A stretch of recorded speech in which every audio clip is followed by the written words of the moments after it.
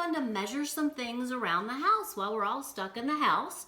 And then I thought, but wait, what if you don't have a ruler? So I came up with a great way to make a ruler with toilet paper tubes. We've all got them, right? So just collect 4 of them. It took me 4 to make this activity, and I just pushed them in here together so that they fit without any tape. If you've got tape, that's great. You can tape yours.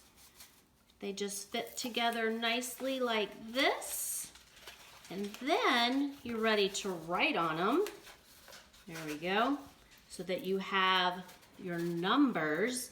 And if you remember, the tip of your index finger is 1 inch. So I used the tip of my index finger and I wrote down 1 inch, and then I moved it for 2 inches, then 3, then 4, then 5, all the way up to 12, because there are 12 inches in a foot. There's 12 inches in the ruler. Then I went back and I even put my 1/2 inch marks in there.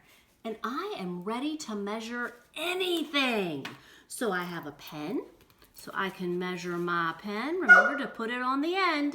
You always want to line it up on the end. That's what we did with our rulers at school, remember?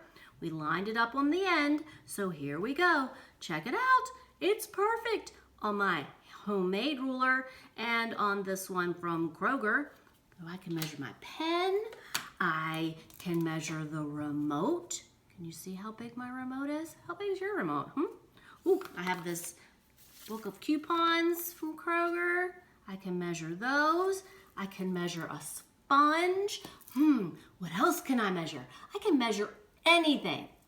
I would love to see what you're measuring at home. Until I see you again, bye.